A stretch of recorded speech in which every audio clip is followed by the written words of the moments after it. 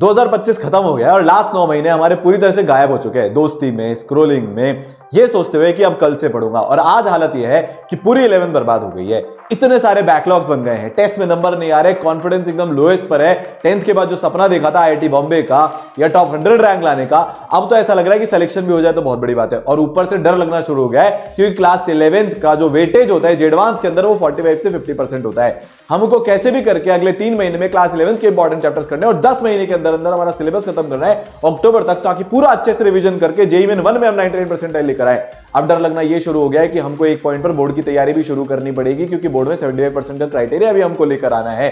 तो एक ही सवाल मन में आ रहा है, क्या अब भी पॉसिबल है? क्या अब भी आईआईटी बॉम्बे जाया जा सकता है क्या? तो मैं आपके लिए आज एक 4 पॉइंट स्ट्रैटेजी लेकर आया हूं, जिसको फॉलो करके आयुष ने आपके जितने टाइम में 99.7% क्रैक किया, फिर वो आईआईटी बॉम्बे पहुंचा। अमन 11th बेस करके आईआईटी बॉम्बे पहुंचा, आर्या 11th बेस करके आईआईटी खड़गपुर पहुंची, प्राची 11th बेस करके आईआईटी कानपुर पहुंची, और हाँ, अपना प्यारा सा मनु जो है वो 11th बेस करके आईआईटी रुड़की पहुंचा। तो यहां से आपको 2 चीजें सीखने को मिलने वाली है कि एक तो पॉसिबल है, जब इतने सारे बच्चे कर सकते हैं मेरे पढ़ाए हुए, तो आप भी कर सकते हो। दूसरी चीज ये कि इन्होंने एग्जैक्टली ऐसा क्या किया कि ये अपनी ड्रीम आईआईटी में पहुंच गए 11th बेस होने के बाद भी। सबसे पहले एक डिस्क्लेमर दे देता हूं कि भाई रजाई में घुसकर ये वीडियो मत देख, जा फटाफट से कॉपी और पेन लेकर आओ, जो बताने वाला हूं वो लिखना है, और सिर्फ लिखना ही नहीं है, फॉलो भी करना है, ठीक है? यहां से कैसे होगा, क्या होगा, एकदम step by step 3 phase strategy के अंदर तुमको बता दूंगा कि तुमको अभी से लेकर अक्टूबर तक एग्जैक्टली क्या करना है और उसके बाद क्या करना है। तुम्हारा डेली टाइम टेबल कैसा होना चाहिए है, कौन सा सब्जेक्ट कितना पढ़ना है, तीनों सब्जेक्ट कैसे मैनेज करने, एवरी सिंगल थिंग। मैंने 9 महीने के अंदर आईआईटी बॉम्बे क्रैक किया था। पिछले 10 साल के अंदर मेरे पढ़ाए हुए हजारों बच्चे आईआईटीएन बन चुके हैं, और एवरेज से एवरेज बच्चे आईआईटीएन बने। ये सरल इसी चीज के लिए है, आज वही सेम चीज आपको भी बताने वाला हूं। तो शुरू करें। सबसे पहली बात, बेसिक्स। उस स्ट्रैटेजी के 4 पार्ट थे। बेसिक, 3 फेज की स्ट्रैटेजी अपनी, आपकी डेडलाइंस जो आपको बनानी है, टास्क टेबल जो आपको बनानी है, टाइम टेबल जो आपका होना चाहिए, और चौथा गायब हो जाओ। उसका पहला है बेसिक्स। देखो, अगर तुम अभी से करना चाहते हो तो 80 आवर्स अ वीक तुमको पढ़ना पड़ेगा। मैं पिछले इतने महीनों से लगातार उन बच्चों से बात कर रहा हूं जिन्होंने 11th बेस करके अपना आईआईटीएन बनने का सपना पूरा किया। सब में एक चीज कॉमन है कि उन्होंने 80 आवर्स अ वीक पढ़ाई करी, मतलब एक दिन का ऑन एन एवरेज 13 से 14 घंटे उन्होंने अपना पढ़ाई का एवरेज बनाया। और ये आपको एटलीस्ट तब तक बनाना है जब तक आप फ्लो में नहीं आ जाते, मतलब अगले 3 महीने तक आपको इतना पढ़ना पड़ेगा। जो टाइम अपना वेस्ट हो गया ना, जिस भी कारण से हुआ, बहुत सारे बच्चों ने थ्योरी पढ़ ली, टीचर चेंज करते गए, यार ये टीचर ने थोड़ा सा हार्ड पढ़ा दिया, मतलब इस टीचर को यार पढ़ाना नहीं आता होगा, तो उधर चलते हैं जहां पर समझ में आ रहा है। फिर उन टीचर का एक चैप्टर समझ में आया, उन्होंने हार्ड पढ़ाना शुरू किया, उनको भी छोड़ दिया, फिर उनको भी छोड़ दिया। एंड में ये समझ में आया कि छोड़ते पूरा साल ही हमने छोड़ दिया है। पर अब ये गलती हमको नहीं करनी, अब हमको अक्ल आ चुकी है, अब हमको रियलाइजेशन हो चुका है कि ये स्क्रोलिंग करने में कुछ नहीं रखा, लास्ट में सिर्फ गिल्ट और रिग्रेट बचता है। हाँ या ना? यार देखो, सबसे पहले ना अब पागल हो जाओ यार, अब गायब हो जाओ। दोस्ती यारी का हो गया, टाइम वेस्ट हो गया, स्क्रोलिंग में, प्यार मोहब्बत में, फालतू की चीजों में, अब ये बंद करना पड़ेगा। अब एक पागलों जैसा फोकस चाहिए लाइफ में, तब जाकर कमबैक होगा, और वो ऐसा होगा ना कि भाई साहब लेजेंड बन जाओगे। सही बता रहा हूं मैं, ये जब डाउनफॉल के बाद कमबैक होता है ना, उसकी बात अलग होती है। जब डाउनफॉल के बाद बंदा खड़ा होता है, मेहनत करना सीखता है, उसका जो ऑरा होता है, उसका जो कॉन्फिडेंस होता है, वो एक अलग होता है। और उसके लिए रगड़ना पड़ता है, उसके लिए लगना पड़ता है, उसके लिए सब छोड़ना पड़ता है। और आज तुम्हारी बेटा वही बारी है, आज तुम्हारा बेटा वही दिन है, ठीक है? तो सबसे पहले तो यार कमेंट सेक्शन में मुझसे कमेंट कर देना, I will study 18 hours a week, क्योंकि तुम्हें सबसे महान बनना है, अपनी ब्लड लाइन का ग्रेटेस्ट बनना है, तुम्हें चेंज करनी है अपनी जनरेशंस को। बात छोटी मोटी नहीं है, ये करियर की बात है, तुम्हारी पूरी लाइफ इस पर डिपेंड करती है कि आज तुम मेहनत करना सीखते हो कि नहीं सीखते हो। 11th वेस्ट करने के बाद, टाइम बर्बाद करने के बाद उठकर खड़े होना सीखते हो कि नहीं सीखते हो। यहां तक बात सबको समझ में आ गई? 80 आवर्स अ वीक आपको पढ़ना ही पड़ेगा। अब इस 80 घंटे में क्या करना है एग्जैक्टली वो भी बेटा बता दूंगा। अब वापस आते हैं दूसरी चीज पे। यहां से तुमको मैं 3 फेज की स्ट्रैटेजी बताने वाला हूं। जनवरी से लेकर मार्च तक तुम्हारा फेज 1 होगा, फिर बेटा अप्रैल से लेकर जून तक तुम्हारा फेज 2 शुरू होता है, और बेटा जुलाई से लेकर अक्टूबर तक तुम्हारा फेज 3 शुरू होगा, जिसके अंदर तुम पूरी 11th और पूरी 12th बहुत प्यार से कवर कर रहे होंगे। पूरी एक एक चीज आज बता दूंगा। देखो, सबसे पहली बात तो अपने को स्मार्ट पढ़ाई करनी पड़ेगी। अब सिर्फ हार्डवर्क से कुछ नहीं होगा, हार्डवर्क प्लस स्मार्ट वर्क। तुम्हें यह पता होना चाहिए एग्जैक्टली कितने क्वेश्चंस करने, कौन से करने, कौन से रिसोर्स से करने, एग्जैक्टली कितना रिवीजन हमको करना है, एग्जैक्टली बोर्ड की प्रिपरेशन कहां से शुरू करनी है, ये सब बता दूंगा। तो बेटा देखो फेज 1 जनवरी टू मार्च, ये जो तुम्हारा पूरा 3 महीने हैं, ये 11th के वो चैप्टर्स जो 12th में सबसे ज्यादा काम आएंगे उनको करने में बीतेंगे, प्लस तुम 12th के इंडिपेंडेंट चैप्टर्स भी खत्म कर लोगे। सर हमें कैसे पता चलेंगे, सर बताएंगे तुमको, अभी बता रहा हूं, ठीक है। अब सबसे पहली एक चीज मेरी बात ध्यान रखना, पहले इंपॉर्टेंट चैप्टर्स की बात करता हूं फिर वापस आता हूं। देखो यार फिजिक्स के अंदर तुमको मार्च तक ये सारे चैप्टर्स करने हैं। मैं तुमको गारंटी दे रहा हूं, जैसे ही तुम्हारे टीचर्स 12th में तुमको कुछ भी पढ़ाएंगे ना, चाहे वो फिजिक्स में इलेक्ट्रोस्टैटिक्स ही क्यों ना हो या करंट इलेक्ट्रिसिटी ही क्यों ना हो, उसमें वो बार बार कोई ना कोई से सवाल, अगर वो रियली में एडवांस के टीचर हैं, अगर वो रियली में एडवांस लेवल का तुम पढ़ रहे हो, तो बार बार रेफरेंस तुमको आएगा, किसका, एनालिम का, किसका, काइनेमैटिक्स का, किसका, सर्कुलर का, किसका, रोटेशन का भी आएगा, जिसमें शायद मोमेंट ऑफ इनर्शिया या टॉर्क वगैरह के थोड़े बहुत कंसेप्ट यूज हो रहे होंगे, या फिर वर्क पावर एनर्जी का आएगा, वर्क एनर्जी थ्योरम तुम्हारा यूज हो रहा होगा। तो उससे पहले तुमको मार्च तक ये सारे चैप्टर्स अपने बहुत अच्छे कर लेने हैं फिजिक्स के अंदर में। केमिस्ट्री की अगर मैं बात करूं, ये सारे चैप्टर्स तुमको बहुत अच्छे कर लेने हैं। अच्छी बात और बुरी बात दोनों है कि सबसे ज्यादा केमिस्ट्री डिपेंडेंट होती है 11th की 12th में, मतलब जो 12th के चैप्टर्स है वो 11th की केमिस्ट्री पे बहुत डिपेंडेंट है। अगर तुमने बेटा मोल नहीं किया तो समझो तुम्हारी फिजिकल खत्म है, तुमसे कुछ नहीं होने वाला फिजिकल में, ठीक है। पीरियोडिक केमिकल बॉन्डिंग उड़ा तो पूरी इनऑर्गेनिक उड़ी, और अगर जीओसी उड़ गया और आइसोमेरिज्म उड़ गया तो ऑर्गेनिक का तुमसे ओ भी नहीं होने वाला। तो ये सारे चैप्टर्स अपने को बेटा मार्च तक खत्म करने हैं। सर क्या बहुत मुश्किल है? नहीं बेटा बहुत मुश्किल नहीं है। क्यों? क्योंकि हम सवाल सेलेक्टिव कर रहे हैं, ठीक है। अभी बताऊंगा कौन से सेलेक्टिव सवाल हम कर रहे होंगे। मैथ्स के अंदर बेटा sequence series, quadratic, compound angle, trigonometric equation, logarithm तुम कर रहे होंगे। अब सर एक बात बताओ कि हम इसके कौन से सवाल करें। देखो जो तुम 12th के इंडिपेंडेंट चैप्टर्स पढ़े हो, सर 12th के इंडिपेंडेंट चैप्टर्स कैसे होते हैं जो आपको मार्च तक खत्म करने, रे ऑप्टिक्स, मॉडर्न फिजिक्स, ये फिजिक्स में हो गए, ठीक है। केमिस्ट्री की अगर मैं बात करूं तो लिक्विड सॉल्यूशन, केमिकल काइनेटिक्स, ये वो हो गए जो इंडिपेंडेंट चैप्टर्स हैं केमिस्ट्री में। मैथ्स में अगर हम बात करें, मैट्रिक्स डिटरमिनेंट और सेट रिलेशन फंक्शन, ये 12th के चैप्टर्स है जो इंडिपेंडेंट है, जिसमें बहुत ज्यादा 11th काम में नहीं आने वाली है, जो तुमको खत्म करने हैं। उसके अलावा तुम 11th के ये चैप्टर्स करोगे। 12th के तुम जितने भी चैप्टर्स करने वाले हो उसकी तुम सारी एक्सरसाइजेस करोगे। तुम इसरल में आते हो तो 1, 1A, 2, 2A, तुमको सारी एक्सरसाइजेस के सारे सवाल करने हैं फॉर क्लास 12th। बट अगर मैं क्लास 11th की बात करूं तो बेटा तुम क्लास 11th के लिए 1 और 1A के सारे सवाल लगाओगे, 1 और 1A के सारे सवाल लगाओगे, और 2 और 2A के सेलेक्टिव सवाल लगाओगे। 30% सवाल तुम 2 और 2A के करोगे। अभी हमारा काम है 12th के लिए अपना बेस तैयार करना। अभी हमारा काम है एक फ्लो बनाना। देखो यार टॉपर भी बनेंगे, पर पहले ना जिस गड्ढे में हम हैं आज, जो हमारी प्रिपरेशन एकदम बिगड़ी हुई है, उससे हम एक नॉर्मल स्टेट में आते हैं। अब होगा क्या, अगर तुम 11th के चैप्टर्स में डायरेक्टली एकदम टफ वाले सवाल करना शुरू कर दोगे तो तुम्हारा कॉन्फिडेंस लूज होगा, तुम्हारा बहुत सारा उसमें टाइम लगेगा, तो तुम 12th के इंडिपेंडेंट चैप्टर्स चालू नहीं कर पाओगे। और अभी 12th करना बहुत ज्यादा जरूरी है कि हम उसको शुरू कर दें, ताकि हमारा कॉन्फिडेंस रहे कि यार बोर्ड हम सब देख लेंगे, 12th हम शुरू कर चुके हैं। तुम्हारे पेरेंट्स तुमसे पूछे, तुम्हारे टीचर्स तुमसे पूछे, तो तुम बोलो नहीं हम 12th शुरू कर चुके हैं, 12th का सिलेबस भी टाइम पे खत्म होगा। आप इस बात को समझो, ये सारे बच्चे जो मैंने तुम्हें नाम बताया ना, अमन, आर्या, आयुष, प्राची, मनु, इन सब ने एग्जैक्ट सेम स्ट्रैटेजी फॉलो करी थी। इन्होंने अपने टीचर्स की, इसरल के मेंटर्स की बात मानी थी और यही स्ट्रैटेजी हमने इनको बताई थी। समझ गए? तो 12th के लिए तुम अपने मॉड्यूल्स की सारी एक्सरसाइजेस करो जिस भी कोचिंग में तुम पढ़ते हो। और बेटा तुम इसरल में जो पढ़ रहे हो, जो बच्चे हैं या जो आने वाले हैं, बहुत जल्दी नया बैच भी शुरू होने वाला है। डिस्क्रिप्शन में, कमेंट सेक्शन में लिंक दे दूंगा, उस पर जाके तुम रजिस्ट्रेशन कर सकते हो।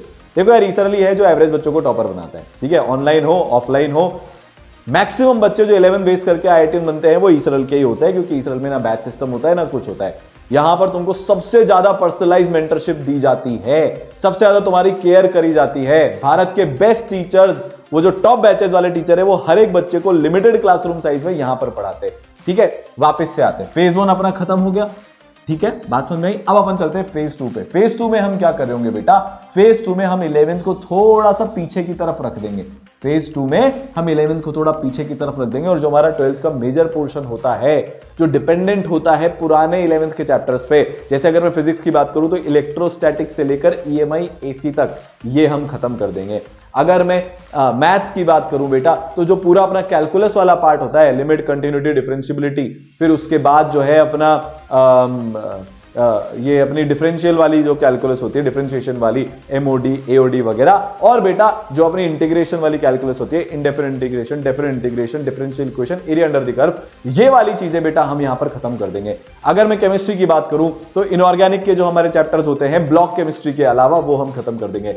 ऑर्गेनिक केमिस्ट्री की अगर हम बात करूं तो बेटा अमीन्स तक की ऑर्गेनिक केमिस्ट्री हम यहां पर खत्म कर देंगे। लास्ट के चैप्टर्स हमारे अभी छोड़ेंगे, और नहीं भी तो बेटा एटलीस्ट कार्बोनिल कंपाउंड तक तो हमको अभी खत्म करना ही है। और बेटा अगर मैं फिजिकल की बात करूं तो फिजिकल के अंदर बेटा जो तुम्हारे इलेक्ट्रोकेमिस्ट्री तक का पोर्शन है वो तुम यहां पर खत्म कर चुके होंगे, क्योंकि हमारा मेजर फोकस 12th पर चल रहा है। मतलब हम यहां पर 75% फोकस 12th पे करेंगे, और बेटा 25% फोकस हम यहां पर 11th में करने वाले हैं।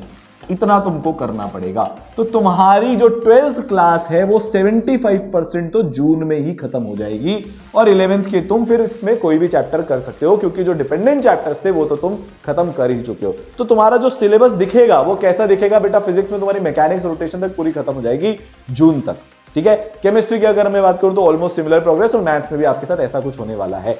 इसके बाद आता है बेटा अपनी प्रिपरेशन का फेज 3। अच्छा 12th के आप सारे चैप्टर्स की सारी एक्सरसाइजेस कर रहे हो, सेम स्ट्रेटेजी सवालों की। अच्छा एक चीज और कि पीवाईक्यूज पर हमको बहुत फोकस करना है। पीवाईक्यूज पे फोकस कैसे करना है बेटा?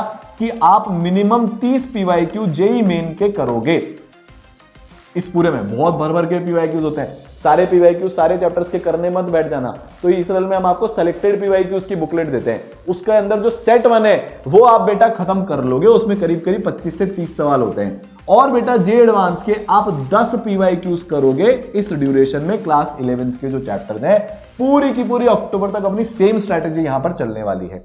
यहां तक बात समझ में आई। और फिर अगर हम बात करें फेज 3 की, जुलाई टू अक्टूबर, तो 11th और 12th हम आधा आधा पढ़ेंगे। सर ऐसा पॉसिबल कैसे है? अब आप समझो, इस टाइम पर बेटा वेक्टर 3D पढ़ रहे होंगे, उसके साथ में अपन कोऑर्डिनेट ज्योमेट्री करेंगे। इस टाइम पर बेटा आप प्रोबेबिलिटी पढ़ रहे होंगे, उसके बाद अपन बाइनोमियल और पीएनसी करेंगे। बात समझ में आ गई? इस टाइम पर आप ब्लॉक केमिस्ट्री पढ़ रहे होंगे तो 11th की ब्लॉक केमिस्ट्री हम तब कर लेंगे। इस टाइम पर आप फिजिक्स में वो वाले चैप्टर्स पढ़ रहे होंगे जो बहुत ज्यादा डिपेंडेंट नहीं है किसी भी चीज पर, तो आप इस टाइम पर हीट और फ्लूइड वाला पार्ट कर रहे होंगे। सब कुछ लिंक्ड है, हर साल बच्चे ऐसे ही करते हैं, इसके अलावा कोई तरीका ही एग्जिस्ट नहीं करता। ये सबसे स्ट्रक्चर्ड और वेल प्रूवन तरीका है। यहां तक सबको बात में समझ में आई? तो 50% 12th, 50% 11th पे यहां पर हम फोकस करेंगे। और सबसे एक खास बात जो पेरेंट्स को भी बहुत अच्छी लगेगी सुनने में, वो ये है बेटा कि आप यहां पर जुलाई से बोर्ड की तैयारी अपनी शुरू कर दोगे। एटलीस्ट आप इंग्लिश पे फोकस करना शुरू कर दोगे। अगर आपका 5th सब्जेक्ट फिजिकल एजुकेशन नहीं है, आपका 5th सब्जेक्ट सीएस है, या वो है जिसमें पढ़ाई की जरूरत पड़ती है, बहुत सारी स्टेट्स में बायो भी आ जाता है, तो फिर बेटा आप यहां पे जो है उसकी भी प्रिपरेशन शुरू कर दोगे साथ में। तो आप जब नवंबर तक आओगे, थोड़ी थोड़ी इंग्लिश अगर आप पढ़ रहे हो एक वीक में 2 से 3 घंटे, तो बेटा आपकी इंग्लिश समाप्त हो जाएगी। अक्टूबर या नवंबर तक आप बिल्कुल फ्री हो जाओगे। आप जेईई मेंस 1 का पहला अटेम्प्ट एकदम फ्री फ्लो में राजा बनकर दे रहे होंगे। यहां तक बात समझ में आई? अब आता है कि सर हम जो आपने 80 आवर्स अ वीक बोला, हम उसको करेंगे कैसे? एक वीक में आपके पास 168 आवर्स होते हैं बेटा। बहुत सिंपल क्लियर बता रहा हूं, ठीक है यार। मैं यहां पर कोई भी फील गुड वाली चीज नहीं बताता, मैं वो चीज बताता हूं जिससे सिलेक्शन होता है, सालों से होता आ रहा है, और इसी से 11 वेस्टेड वाले बच्चे का सिलेक्शन भी होगा, टॉप 1000 टॉप 500 की रैंक भी आएगी, वो बच्चा आईआईटी बॉम्बे आईआईटी दिल्ली में भी पहुंचेगा। देखो 11th प्लस 12th की मिला के एक वीक में आपको 35 आवर्स की थ्योरी करनी है। 6 डेज अ वीक आप इसमें क्लास करोगे। ये जो आपकी थ्योरी हुई उसके नोट्स को रिवाइज करने में आपके 12 घंटे लगेंगे। 35 घंटे की आपकी प्रैक्टिस होनी चाहिए मिनिमम। 5 घंटे का आपको टेस्ट देना है, chapter wise test, major test, review test, सब मिलाकर। 48 घंटे की स्लीप, मतलब 7 आवर्स अ डे की आप स्लीप ले रहे हो। 6 घंटे में भी आपका काम चल जाता है तो वेल एंड गुड है, आपके स्टडी के वहां पर आवर्स बढ़ जाएंगे। इसके अलावा बेटा मैं तुमको 25 घंटे का ब्रेक दे रहा हूं। अब आप सोच लो कितना ब्रेक है यार, भयंकर ब्रेक है आपके पास। नहाना धोना खाना, दोस्तों के साथ घूमना, थोड़ा बहुत प्यार मोहब्बत के चक्कर में मत पड़ना बेटा, अभी उसकी उम्र ही नहीं है, क्योंकि उसमें कटता है, फिर दिल टूटता है, फिर महीने बर्बाद होते हैं, फिर सेटबैक, फिर डाउनफॉल, और फिर वो बंदा वहीं के वहीं पड़ा रहता है। जब जिस चीज की सही उम्र हो तब वो करनी चाहिए है। अभी ब्लॉक होना प्रिफर्ड है, हो जा ब्लॉक, वरना करियर ब्लॉक हो जाएगा, ये बात मेरी याद रखना, ठीक है। और बैकलॉग को 8 घंटे जो मेजरली संडे को हम देने वाले हैं। अब तुम इतनी पढ़ाई करोगे, कुछ ना कुछ तो बेटा इसमें भी बैकलॉग होगा, तो हम उसको संडे को कवर करेंगे। ये बिल्कुल to the point full proof plan है, इसका स्क्रीनशॉट लेके रख ले बेटा। कुछ नहीं करना है यार, सब बता दिया कि वीक को कैसे डिस्ट्रीब्यूट करना है भाई, पूरा हफ्ते का डिस्ट्रीब्यूशन तुमको बता दिया। फाइनल चीज अपनी, गायब हो जाओ, ठीक है। अब ना थोड़ी ये जमाने के लिए अच्छा बनना, दोस्ती यारी में टाइम वेस्ट करना, दिन भर स्क्रोलिंग करना, ये सब बेटा बंद करना पड़ेगा। पूरी ये करते करते करते करते 11 बर्बाद होगी, हुई कि नहीं हुई, यही करते करते करते करते 12th बर्बाद हो जाएगी, फिर ड्रॉप ईयर की सोचने लगोगे। क्या करना है, दिन में जो भी तुम्हारा डिस्ट्रैक्शन है उसको 1 घंटे per day, 1 hour per day पर लिमिट कर दो। बहुत दोस्ती आ रही है, 1 घंटा घूम कर आओ। लत लगी पड़ी है रील्स देखने की, फालतू के स्नैप भेजने की, ये फलाना दिमागा करने की, 1 घंटा पर डे। और वो भी मैं बोलूंगा, अगर हॉस्टल में रहते हो तो बेटा कुछ ना कुछ ऐसा मैकेनिज्म लगाओ, घर पर एक ऐसा मैकेनिज्म लगाओ, इन्वॉल्व करो लोगों को। ई सरल में रहते हो तो आपके पास मेंटर्स हैं भाई, मेंटर को बता दो ये मेरा ब्रेक का टाइम है, ये मेरा फलाना का टाइम है, ये मेरा दिमागा का टाइम है, तो इस टाइम पर तुम्हारा काम हो जाएगा।